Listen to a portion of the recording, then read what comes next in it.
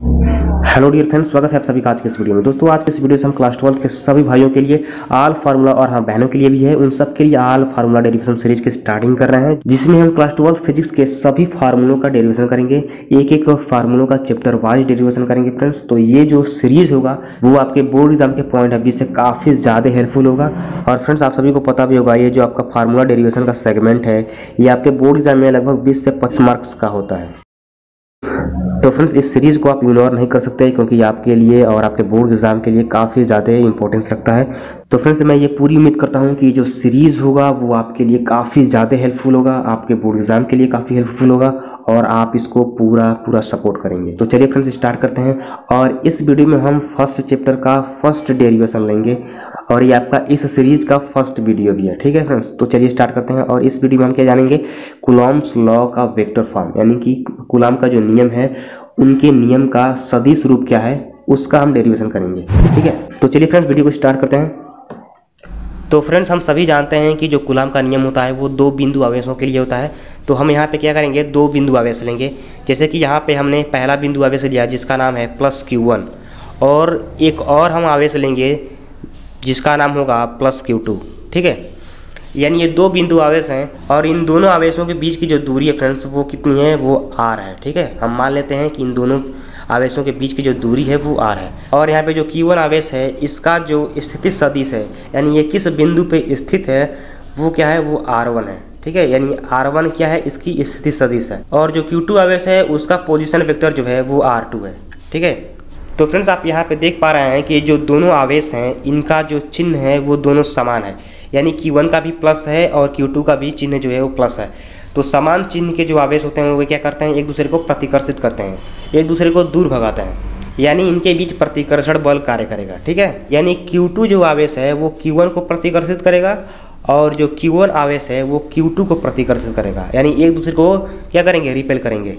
तो फ्रेंड्स यहाँ पे Q2 से Q1 की ओर एक बल लगेगा, यानी दोनों एक दूसरे बल लगाएंगे, लेकिन हम पहले Q2 से Q1 की तरफ जो बल लग रहा है उसको देखेंगे। ठीक है, तो यहाँ से आप देख पा रहे हैं कि जो Q2 से Q1 की तरफ क्या हो रहा है, एक बल लग रहा है।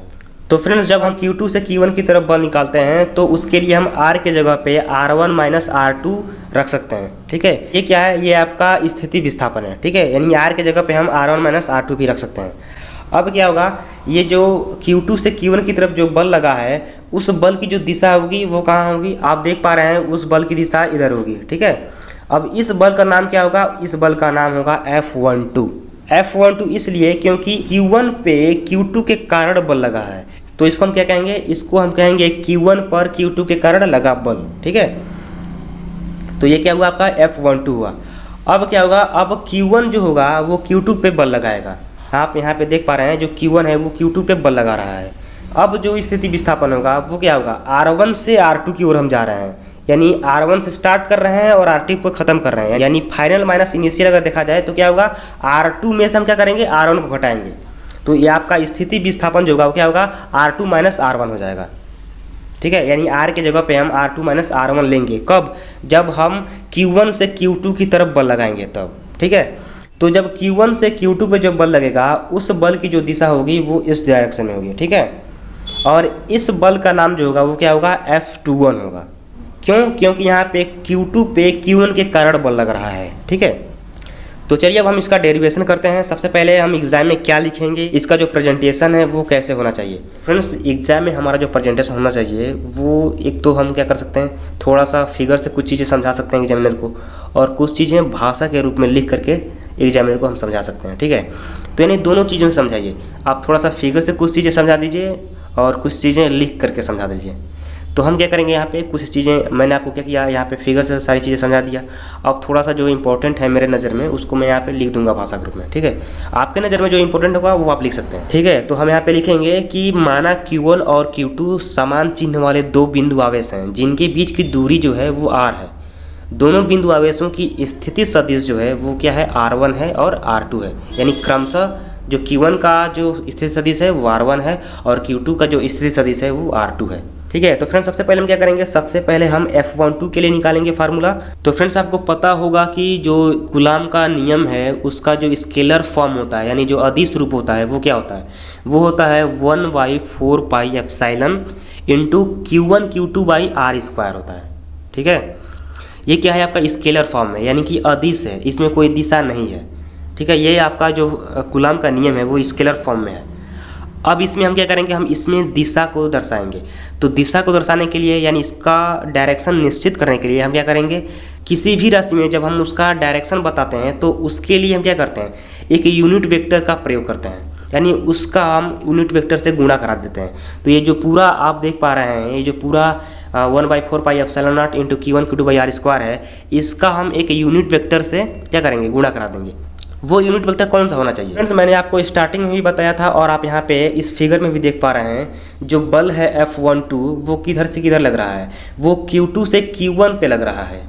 ठीक है, यानी कि Q2 के कारण लग रहा है किस पे, Q1 पे। मतलब ये है कि R2 से R1 की ओर ये बल लग रहा है, R2 से R1 की ओर। ठीक है, तो इसका जो स्थिति विस्थापन है वो क्या है, R1 माइनस R2। आप यहाँ पे देख पा रहे हैं R1 माइनस R2 है। तो इसी R1 माइनस R2 का हम क्या करेंगे, यूनिट वेक्टर लेंगे। यूनिट वेक्टर में क्या होता है, यूनिट वेक्टर में ऊपर कैप लगा होता है। ठीक है, आई होप कि आपको पता होगा। तो हम इसका यूनिट वेक्टर यूज़ करेंगे, उसी यूनिट वेक्टर से हम क्या करेंगे, यहाँ पे गुणा करा देंगे। यानी R1 माइनस R2 का यूनिट वेक्टर जो है उससे हम क्या करेंगे, 1/4 pi epsilon into Q1 Q2 by R square से क्या करेंगे, गुणा करा देंगे। ठीक है, तो हम यहाँ पे लिखेंगे R1 माइनस R2 और ये क्या है आपका यूनिट वेक्टर है, तो कैप लगा देंगे। ठीक है फ्रेंड्स, आपको पता होगा कि जो यूनिट वेक्टर होता है उसका फार्मूला क्या होता है, उसका फार्मूला होता है वेक्टर अपान उसी वेक्टर का मैग्नीट्यूड। ठीक है, यानी वो वेक्टर होगा और उसी वेक्टर का मैग्नीट्यूड क्या होगा, बटे में होगा। यहाँ पे आप देख पा रहे हैं ये क्या होता है, यही आपका यूनिट वेक्टर का फार्मूला है। ठीक है, तो अभी इसका हम यूज़ करेंगे।